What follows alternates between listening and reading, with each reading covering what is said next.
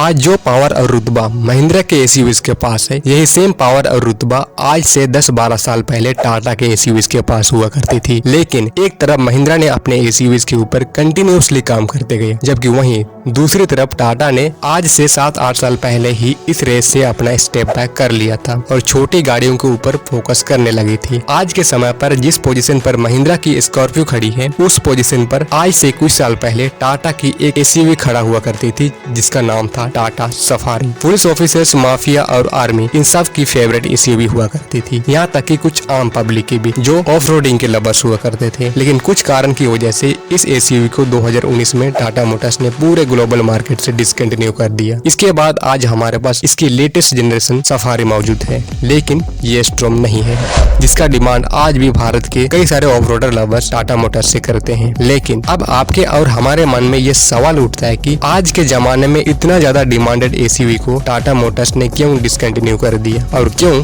Tata Motors अपने old generation safari storm को कुछ चेंजेस के साथ महिंद्रा स्कॉर्पियो एन और स्कॉर्पियो क्लासिक से कम्पीट करने के लिए क्यों रीलॉन्च नहीं कर देती। आज के हमारे इस वीडियो में इन्हीं दो सवालों के ऊपर हम डिस्कस करेंगे। टाटा सफारी के डिसकंटिन्यू होने के पीछे की वजह जानने से पहले हम थोड़ी सी शॉर्ट में टाटा सफारी की हिस्ट्री को जान लेते हैं। टाटा सफारी को टाटा मोटर्स ने साल 1998 में ग्लोबल मार्केट में लॉन्च की थी और इस फर्स्ट जनरेशन सफारी को पावर देने के लिए उस समय 2.0 litre Peugeot XD88 turbo diesel engine use करी गई थी, जो 5 स्पीड मैनुअल गियर बॉक्स के साथ इक्विप्ड थी। साथ ही 4x4 का भी ऑप्शन आती थी, जो आज के सफारी में नहीं है। इसके लॉन्च के बाद से ही इस गाड़ी को हर 2-3 साल में काफी सारे एक्सटर्नल और इंटरनल चेंजेस देखने को मिलते आ रहे हैं। जैसे कि 2005 में सफारी में कई ऑस्थेटिक और मैकेनिकल चेंजेस और अपग्रेड दिए गए, जिसमें कुछ कॉस्मेटिक चेंजेस के साथ नई बर्ग वर्नर ट्रांसमिशन, गियरबॉक्स और 3.0 लीटर का नई डीजल इंजन दी गई, जो 116 HP की पावर और 300 Nm की टॉर्क देती थी। इससे पहले 2003 में टाटा सफारी में 2.1 लीटर का इंजन देती थी, जो 135 HP की पावर बनाती थी। फिर दिसंबर 2006 में नई 2.2 लीटर डीजल इंजन देने लगी विद यूरो 4 कंप्लाइंट, जो यूके में बेची जा रही थी।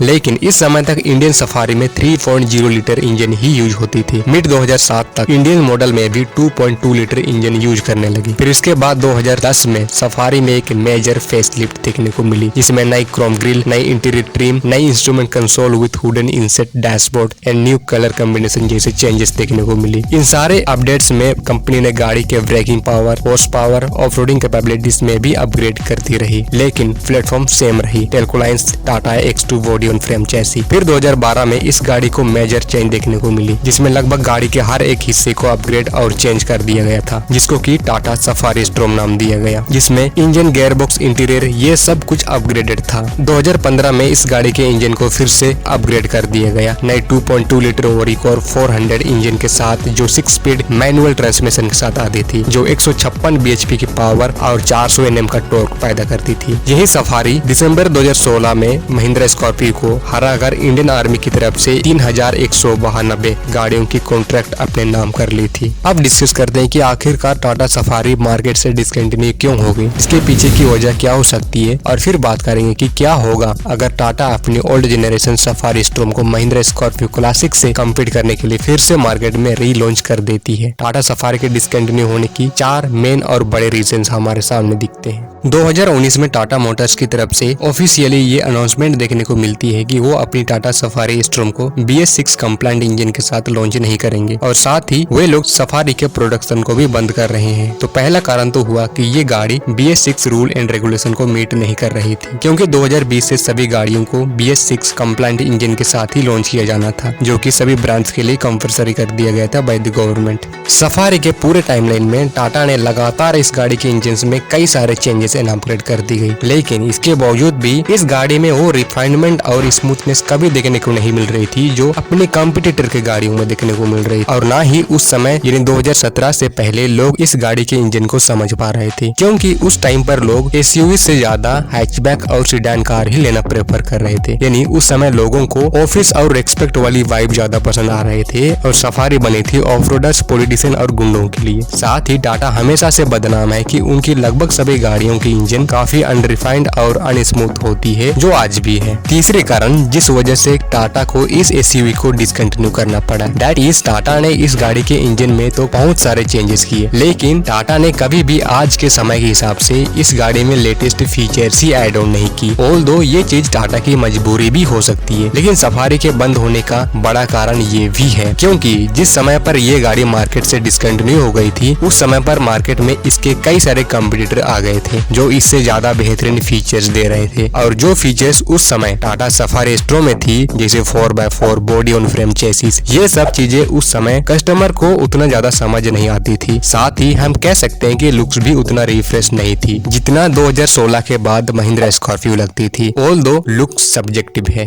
जैसे कि मैंने पहले ही बताया कि 2015 के बाद से कई सारे कंपटीटर इंडियन कार मार्केट में आ गए थे, जिसमें कॉम्पैक्ट साइज या ओवरक्रॉस एसयूवीज तेजी से बढ़ रही थी, जिसमें हुंडई क्रेटा टॉप पर थी, और इसी के साथ हैचबैक और सीडान का डिमांड भी दबाकर था। ऐसे में इस गाड़ी के 11.90 लाख टू 16.43 लाख की एक शोरूम प्राइस कहीं से भी उन छोटी गाड़ियों का price, features, looks, performance and mileage के सामने टिक नहीं पाती थी। इन्हीं सब रीजंस की वजह से टाटा सफारी स्ट्रॉम की सेल्स लगातार नीचे गिरती गई। फाइनली टाटा मोटर्स के पास इस गाड़ी को मार्केट से डिसकंटिन्यू करने के सिवाय और कोई रास्ता नहीं था, और टाटा ने सफारी स्ट्रॉम को 2019 में मार्केट से डिसकंटिन्यू कर दी।